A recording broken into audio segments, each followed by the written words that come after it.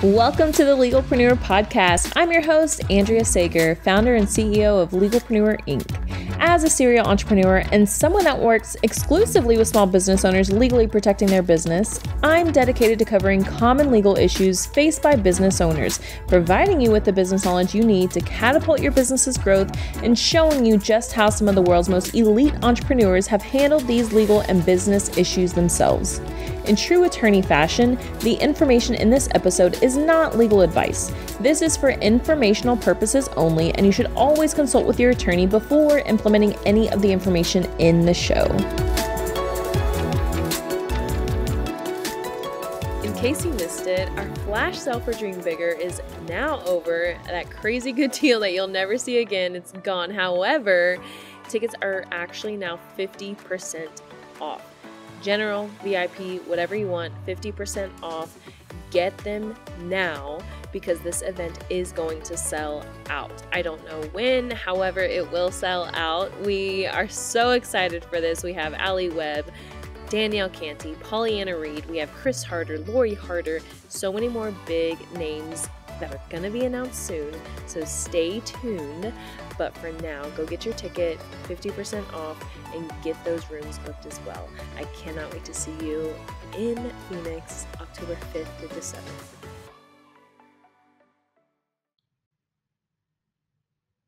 Hello there. Welcome back to another episode of the Legalpreneur Podcast. Today's guest is another founder CEO. She is Farah Chammas, and I am so excited for you to hear about her founder journey because from one founder to the next, you guys, it is not easy. And I feel like I've been talking a lot lately about the journey from even small business owner to founder. It's not easy. Lately, there's been so many times where I'm like, I just miss being a small business owner because now I feel like that was so easy, but just got to keep chugging along. So I'm really excited for you guys to hear from Farah. And Farah, thank you so much for joining me today. Of course. Thank you for having me here. Amazing. I'm so excited. Okay, dive in. Please tell us about your journey. Tell us how you got to where you are today. Absolutely. I'll get started with where kind of my life reset. I was born and raised in Damascus, Syria. And then I moved to the States in 2013 for asylum. And I ended up in a lovely small town in Northeast Texas where I had family. And my first best friend in high school was someone I never thought I would be friends with because I grew up in a country, in a society basically that sort of stigmatizes and has some certain biases against people from certain cultures. I'll be more specific. She's Jewish, and I grew up in the Middle East where, Israel is referred to as the imperialist enemy in our history textbooks. And obviously nobody told me growing up Jewish people are bad, but as a child, subconsciously, you're watching television and you're consuming all that, literally you're hearing Israel being the imperialist enemy. So I had this association in my subconscious mind of Israel equals Judaism equals imperialist enemy equals fear, you should run away. And so I found out about a month after we'd gotten to be really good friends. And she was my first friend here in high school. My first really, really good friend was helping me around, etc. And when I first found out, I was like, oh, Hannah, really? Are you really Jewish? And then I would go home and I'm like, Mom, Hannah's Jewish. Can you believe it? But she's so nice. My brain couldn't really fathom the two, unfortunately. But I'm so grateful that I had that experience because it really shows you how bias functions and how strong it can be in a subconscious mind, but how beautiful exposure can be as a form of therapy. Yes. We became really good friends. We really truly bonded over our love for baking. We would bake together, and then our families would come together and started to have dinners together. And that was the first light switch in my brain of how food can bring people together, especially different people together. But anyway, I went to school and I studied. I was so fascinated by this idea of how sharing meals can break down such strong barriers. So I studied the history, psychology, and anthropology of sharing meals. I also took 4 semesters of Hebrew. My Hebrew is very rusty right now, so don't test me on it. I don't know one word of Hebrew, so you're good. I will not be testing. Great. I honestly would love to refresh it. It was such a fun language to learn. But I wrote my dissertation on immigrant food businesses, and I was, studying this thing, on the side, doing different projects where I was working with refugee women, watching the patterns of how people that come from different countries would move here and say, I just moved here, I was an educator, engineer, doctor, etc., and I want to start a food business. And I'm like, why? Like, what's going on? And I kept seeing this pattern, and that's what inspired my honors dissertation. And, a result of that dissertation was a lovely docuseries called Talk With Your Mouthful that I worked on with a wonderful co-founder. And basically it was a show that would bring strangers to share meals of all different backgrounds and age groups and, religions, etc. And those meals would be created by immigrant chefs. So we would highlight the story of the immigrant chef, and we would basically film the conversation that these people have. And during the different pellets that we did, I was watching the magic and that sense of wholeness that you can very quickly generate with a few ingredients. And those ingredients are a good meal and, the right questions that tap into that shared human experience that really shows people, even though they don't look alike, they think they'll never relate to each other, that deep inside, we all live different versions of the same human story on Earth. Obviously, there's variations to that. It's probably more of like a general statement, but you get the point. Obviously, we both went to grad school. My co-founder and I went to grad school in the UK at different universities and came back, COVID hit. So we shut down for different reasons, and I'm very, very grateful for all that I've learned from that partnership. And then I started working at an advertising firm as a research strategist, and that's when I realized that I was suddenly now in the real world and now in, college or grad school. I didn't have any social structure around me that allowed me to have community. And now I had to go and find my own community and form one for my own. And, having lived and studied and worked in now 5 countries over the past almost 10 years, most of my friends are, I realize, in different countries on different time zones. So I had to go and find new ways of making friends. And I got on, all the dating apps and all the social networking apps. And I slowly realized, I have very deep research done on many, many of these. I should sell it to dating apps, but I shouldn't at the same time. But what I realized is that they're not really designed for people to make those meaningful connections, and the apps are not innovating fast enough for how our brains are changing with the access of technology that we're getting. So the value of each match that you receive decreases over time because you're going to get so many different people, different options, and that is probably why people end up ghosting people and getting ghosted. And yes, I've been on both sides of the coin. It's our human brain, it's your subconscious, and sometimes it's really hard to work against your subconscious unless you actively change why it thinks the way it does.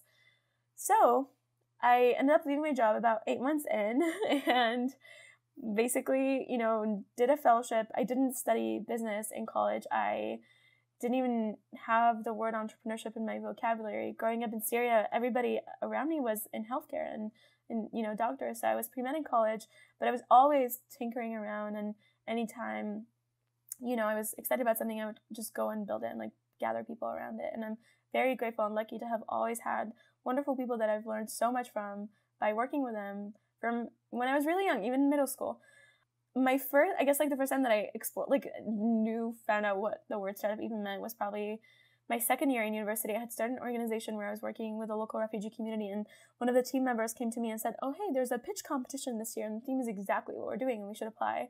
And I go, "What does that mean? What's a pitch competition?" And she says, "Oh, we just submit a business model." I'm literally typing in Google how to write a business model. But we pitched and we won, second place our campus round, and then flew to San Francisco to pitch. And I just very vividly remember pitching in SF, thinking to myself, this is it. This is what I'm meant to be doing. This is my thing. This is where I'm supposed to be. And I'm very grateful. I think it was one insight, but obviously over time, different things, have contributed to that journey. After moving to New York in August, when I left my job in, April of 2021. And then took 2 months off, did my own mental health break, did my yoga teacher training as well, and then did a fellowship where basically helps first-time founders learn the building blocks of founding a company, and was very deep in research mode at that time. And things have changed. It's been a year, and I reflect on this, and wow, I'm so grateful. I've learned so much in the past year. It's the best personal development journey that I can honestly prescribe to people, because every trigger, every lesson, like it's all, the inner work is a pure, and it's a mirror of what's going on in the company. And I'm so grateful that I get different resources and obviously different people that will teach you different things. And I just had a conversation with someone who was so empowering and amazing. And I'm just, you learn so much, and I'm so grateful. But yeah, I moved to New York in August, launched pilots, and, posted on a Facebook group, thought maybe like 100 people, would sign up. And then definitely more than that did. I actually thought maybe like a few people, like 20 people would sign up. And then like the same day, like 100 people were commenting. And I was like, oh, okay. All right. Like maybe there's something here. Oh my gosh, that's awesome. So basically what I was doing is manually making reservations on the back end. And what the idea is it was a platform that connects people over sharing meals at local restaurants. And it would have functioned similarly to Bumble BFF. Over time, over the past, like since August until probably like April, I was piloting different dinners in New York and SF and LA, and I've learned so much from that. And, was trying to figure out different forms of partnership, basically de-risking as much as possible so that I have a, very much confident answer on what product market fit could look like, what monetization is going to look like before I go out and raise. But what I discovered while piloting that one concept, I discovered another problem that touches a much larger audience that still encompasses the audience that I was trying to target. I also realized that you cannot sell loneliness. I never spoke about loneliness user-facing, but internally, when I was, in my pitch decks, when I was talking to different partners and people, I did mention that. And I realize now, no matter how conscious of a user you are, you still don't want to associate your identity with something that is, quote unquote, helping people overcome loneliness, because then it means you're lonely, and then your brain says, oh, well, if I'm lonely, then maybe it means that people don't want to be around me, which is not the case. Like, truly, it's all psychology. Yeah, it literally all is psychology. More than half the population is lonely, and that's because we don't know who to meet with, when to meet, and where to go. And honestly, it's the same, like, again, I've done so much research on this, so lucky to have had the tools to do that and people to have contributed to the research. But what I realized is that you have like two of the same types of people that are busy, and they end up choosing loneliness versus risking the pain of being rejected or being turned down or being ghosted if putting out in a group chat who's free for dinner. And everybody else assumes that everyone's busy, so they don't reach out to each other. And then everybody ends up feeling lonely. And it's just a cycle. Like, why are we doing that? How do we make that easy? And also, again, like what I realized from all these pilots is that I was spending at least 30 to 45 minutes organizing these dinners anytime I wanted to organize some kind of pilot, figuring out, the right vibe, the right, meal, the right restaurant for this occasion. And I didn't see any good tool that made that easier. And the North Star for this company is, how do we get more people to share more meals more often? So instead of starting with people that don't know each other, we switched the order of go-to-market features. And it was always in the vision, honestly, to do that. I just, switched what we're starting with. And that made it feel like a different company, because we've shifted our brand positioning significantly in the last 2 months, which is super exciting. Went back to user interviews, scratched off all the designs, and recently finished our, first prototype, and very grateful. Super, super excited. Oh my gosh, that's so exciting. I'm sure you've had so many ups and downs. Like, what am I doing? Like, should I just quit? I'm right there with you. But that is so cool, because so as a single female, I eat a lot by myself. There are times where I love it and I'm just like, I don't even want any company. Like, I just want to be alone. But there are times where I'm like, man, I just wish I had somebody to just go eat with, who, even if it was another male who didn't think it was like a romantic date, just somebody to share, like, you share a meal with. Like, so I love this. I really think, especially with, I don't want to say the dating scene, but we all know the dating scene is shit right now. Whether you're actively dating or if you're just single and just gave up on seeking, I think it's really hard for people to connect, because we just assume they're either, they're looking just for a relationship, or they're just looking for sex. And I love this premise of sharing meals, because that's all it has to be. It just has to be like, you just share a meal, and I love this. So I'm really, really excited for you. So a couple of things that I would love to dive into. Number one is, what is your current wait list looking like right now? Like number wise? Yeah. I think there's probably a little bit more than 1,000 right now. And That's incredible. I also have to Congrats. premise this with saying I've done zero marketing. Zero That since is I got started. awesome.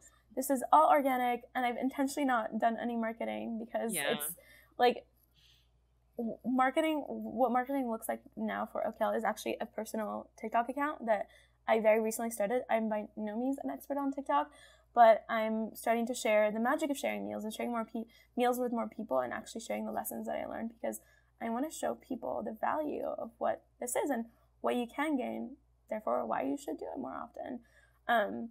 But in terms of marketing, everything is organic so far, thankfully, via some, Facebook groups. Some features here and there are always helpful, and I'm excited to do, like real go-to-market marketing when we're ready for it. So talk to me about the accelerator that you did. Yeah. You said it was in New York? Yeah, well, it was So I've never done an accelerator. I've been thinking about it. I was going to apply recently, but it's so hard. Like, some of them, it's like you have to travel and like go somewhere and stay, which is fine. I'm totally down for. But having 2 kids, I'm just like, can I really do this and not feel, I mean, obviously I'm going to feel bad, but it's like, is it worth it? Isn't it? So I'm having that struggle accelerator wise. So I'm just really interested to hear from your perspective, like, how did it help you? What did you learn? Yeah. I've done a few different ones so far, and they've all been different. The one that I mentioned, which was remote, it was what I needed when I got started, because it was very much, it's a fellowship. It's not really an accelerator. And it's content. Really quickly, sorry, for the audience, for the listeners, can you explain what an accelerator is? Yes. Well, I also have to premise this by saying that they're all different. They all have different focuses. And I think different programs call themselves an accelerator, but what does that really mean? I can define that for you. I can define my own experience. And I'll say the first one was very content heavy. So lots of content, lots of speakers and office hours with different people that will help guide you as you go about building the foundation of your company, whether it's research, brand positioning, setting up, an LLC or a C Corp, whatever it is, different things that are more, like theory based, I want to say, like literally how to let's write your user persona, let's write your business model, stuff like that. Another one was more community focused. It's not really an accelerator. It was more of a residency, a founder residency. Very, very grateful for it. And honestly, I think that put me on a different path. Truly. Because before that, I didn't come from tech. I didn't have a tech job before, and I didn't work in tech. So I, didn't know how things worked. I just kind of found myself into this thing. Like, people are like, there's some founders that are building companies because they want to be founders, and I admire if people can do that. I just sort of found myself doing this thing because I love doing what I do, and I'm so passionate about this problem specifically. So I've had to learn how to also exist within the tech community and how things work within the tech community, how to build, a venture-backed company, which is not the same thing as building a company. And that particular residency was really amazing in terms of surrounding me with the founders. Being around people walking your walk is so much more effective for me personally. In my personal journey, it has been more effective for me than reading any book, than watching whatever webinar. You only learn so much by reading, and you learn a lot by doing. But in my experience, I've learned the most by doing in community. And that has been so pivotal, so grateful for it. The third one, they are called an accelerator, and it's operator focused. So they're very hands-on with how you are building your company. So there's like office hours every week. There's a team dedicated for your company. And it's a smaller accelerator ran by former college students or current students, recent grads, who focus on helping underrepresented founders, which is a term that I don't know how I feel about I have some resistance around the term underrepresented. I don't really want to identify with it. I don't feel like it serves me so much to identify with any of these labels, to be honest. But it was also very helpful. I've seen, like, so what I could say about accelerators, like, figure out what you need and what different ones have, different focus and strength. So find out what you need and apply for that. Yeah. Amazing. Okay. So for these accelerators, I know a lot of them, you do have to give up equity in the company. Did you have to pay for any of these, or have you given up equity? I'm just curious, like, what's your process so far? So 2 of them I paid for, and then one of them was equity free and offered a grant, which was very nice. Nice. That's awesome. Congrats. Thank you. It was a small, humble, meaningful grant. So I'm curious, like, what are some issues that you've run, like some big issues that you've run into, not even legal talking, but when you're building and you're like, oh my gosh, like, what am I going to do? Like, what are some things that have like kept you up at night when building? This is something that fascinates me. I'm just like, what is keeping you up at night? I'm currently in one right now. And it's like, we are promising X by X date and we don't have people to build it. So how do we do that? Yeah. Where are you building? We are building the first version, a web app, basically, like the first possible minimal version of what we need. But we're excited. And, I honestly, throughout this whole journey, one thing that I've learned is that things come when you show up. Even when I moved to New York last year, I had worked for 8 months post-grad, had saved basically most of what I've worked those 8 months because I could, and I'm very grateful. And I've used that to bootstrap until recently, and have gotten that one tiny grant, and I'm very grateful for. And it was, I couldn't have done that living in New York had I not gotten like an amazing deal that is truly a miracle. And I had moved to New York. I was looking for apartments and it's like, okay, God, like, please, like, this is the situation. And that's exactly where I am right now, but in another way. I'm like, here's the situation. And I think I reflect back on this. I'm like, why is this happening? But I think all of it is really building your trust muscle. Like, how much faith and trust can you have in this process? Yeah. Obviously, you have to do what you need to do. That's not to say like, oh, just like surrender your entire power and like let the things flow. Like, no, that's not how it works. Like, you have to actively show up, do your work, and also be open to things that might surprise you. And that's where I'm at right now. And I reflect back on last summer so much to keep myself sane. Like, how are we going to do this? I'm like, exactly how last summer, went, this is also going to go. And I'm very grateful. I ended up having, and it was truly a miracle how I got my apartment in New York. It was like a $500 per month situation. Oh my gosh. A water view too. It was like a really nice, like, neighborhood. I know, it's insane. Very, very grateful. And I say that to expand people. Like, I want people to know that when you're doing the right thing, the right resources will come your way. And I use this as evidence in my own life as well to expand my brain on, that was possible. The next miracle can come if I can continue to, do what I'm supposed to do and show up. Yeah. Oh my gosh. That's incredible. That's a crazy deal. $500 a month in New York. I don't think I wouldn't be able to get that anymore. There's no way. You can't even get that here in Houston. No.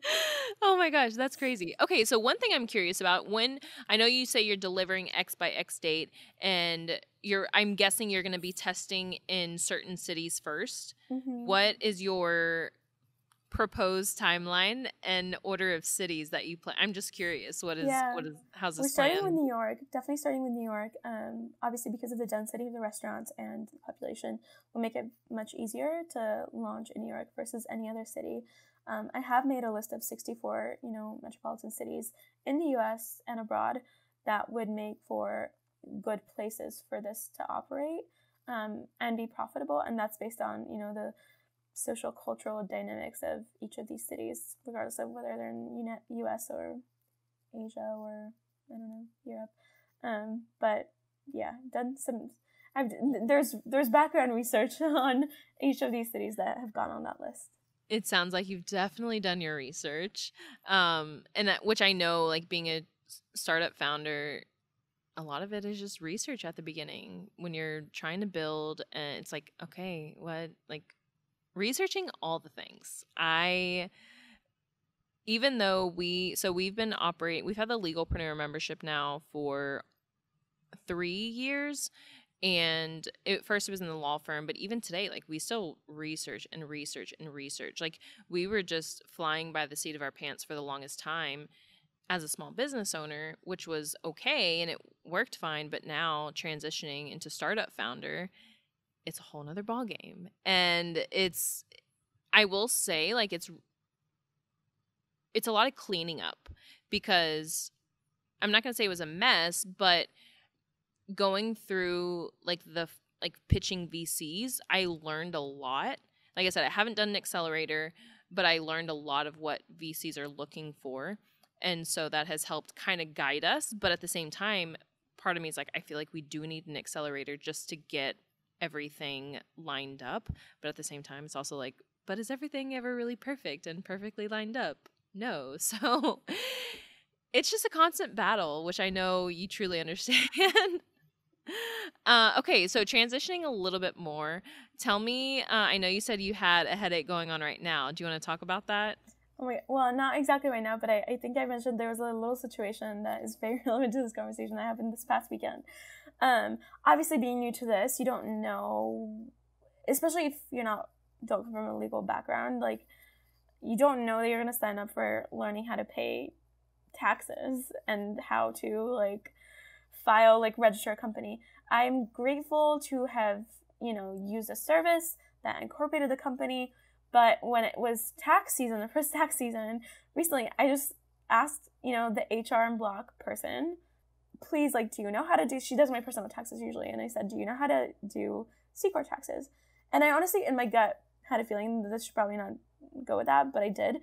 And I don't know, I honestly have no idea what she did, but I applied for a certificate of good standing with the state of Delaware, and it was taking a lot of time, and I got an email this past Friday that says that you didn't pay your Delaware taxes, so you can't file for one. And I was like, yes, we have. I paid for taxes. What do you mean? And I know I paid for taxes. So I went back to the HR block thing, and I think she's done small business taxes, which I don't know how that's different. I honestly have no idea. Like, I'm going to have to figure this out. I will tell you to calm your fears. I will have my paralegal email you. We have this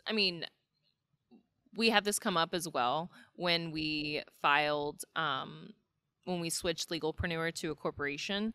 And I don't know if you looked at did you look at the estimate of what? Oh my God. So that's the story. That's the end of the story. Oh my God. Yeah. Yeah. Not accurate, because yes. I think we got the same, I think the estimate, was it like in the $10,000 plus range? Oh my God. So you're talking to like a 24-year-old founder who's, and then I open my portal from this email and I see an $88,000 tax bill. Yes. And I'm like, this is a scam. There's no way. So I go on the website and I'm like, oh my God, this is like the real website. There's no way this is a scam. This is their real website. I'm like, somebody scammed our internal papers with Delaware. There's no way. Like, there's absolutely no way. I was like, there's absolutely no way. Internally, I was freaking out for like 24 hours. I was honestly panicking. I honestly genuinely think the state of Delaware should truly change that, because that is not nice to people's mental health. Like, I consider myself like a mindful person. Like, I was meditating to calm myself down. I was like, I had the resources, but if someone doesn't, like, that could have really bad consequences. They really should change that. Thankfully, 24 hours later, as I'm crying on the phone to one of my friends saying, I don't know what to do. I'm obviously not going to tell my family, like, not sure what's going to happen. Like, you can't tell investors that either. Like, you can't tell anybody I have an $88,000 tax bill. Like, maybe I did something wrong. The other thing that I realized, that it was my fault that I didn't know that the Delaware taxes weren't paid. Technically, it was the H&R Block person to have said to me that was coming, because she said everything is taken care of, like, that's it. But I had no idea that there were other taxes that need to be paid that are separate from whatever she's done, that I still need to figure out if what she's done was even needed or not. I don't know what she did. So I finally, texted some of my friends that are founders, and thankfully they saved the day, and they're like, yeah, the same happened to us. We freaked out. We talked to attorneys. They do the estimate wrong. You go on the website, just a few things. And I did end up paying I think it was like $695 tax bill. And that's with a penalty and like the interest fee, because there was like a late fee penalty. I'm like, it wasn't my fault that we missed this deadline. I didn't know that there was this thing. But that was definitely a much easier tax bill than the $88,000. I truly, honestly, that was like not a funny joke to them. Like I honestly, my brain was like, I'm going to set up this nonprofit, call it F Scammers, like raise funds, like help people that are getting scammed. Like my brain was giving me all sorts of different ideas. Like that's where my brain was going. But if somebody didn't have the tools, like that could have been a really sad, right. And same thing with us. We went to go pay it, or I had my paralegal going in to pay it, and she was like, I don't know if this is right. And I was like, what? And we were kind of freaking out for a minute, and then we got it figured out. But I've had a number of people tell me the same exact thing. And so I'm like, yeah, don't believe the estimate on the Delaware Corporation website. If you have to pay the Delaware annual taxes, don't believe that. It's not accurate. Yes. And I agree. Like it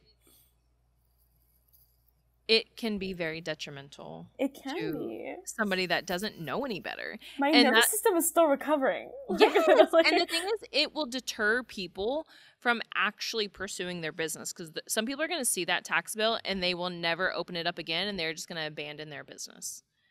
And they're like, fuck business, like fuck this, like I'm not made to be a founder, I don't have money for this, not knowing that it's probably just a couple of $100s for their first year. But thank you for sharing that with us, because I actually have never mentioned that on here, so I'm glad you mentioned that, because I know. Oh no, people should know. Yes, people definitely need to know that. Yeah, I'm excited. I need to share that on TikTok, by the way. Thank you for that. Okay, well, Farah, please tell the listeners where can they sign up for the wait list, because we all need to have dinner connected with new people. And I'm really excited for this to come to Houston. You have to let me know. I will be one of the first users in Houston. And yes, I'm really excited for this. I'm glad you say that, because the way we're launching is actually not with new friends. We're making it easy for people to connect with people that they know, or with members of existing communities that they might not know each other. And then we're adding the feature where you're going to be able to meet new friends. So if you are interested in sharing more meaningful meals, you can check out joinokel.com and join the waitlist to stay updated. Hopefully we'll be in your city soon. Amazing. Thank you so much. And you guys will put everything in the show notes. Everything will be there. Go sign up. Help Farah out, a fellow founder and CEO. Trust me, you guys, it is not an easy ride. So kudos to you, Farah. Your whole journey, being a refugee, like everything, like that is incredible. Like kudos to you. Thank you, Andrea. I really appreciate that. All right. Well, thank you so much.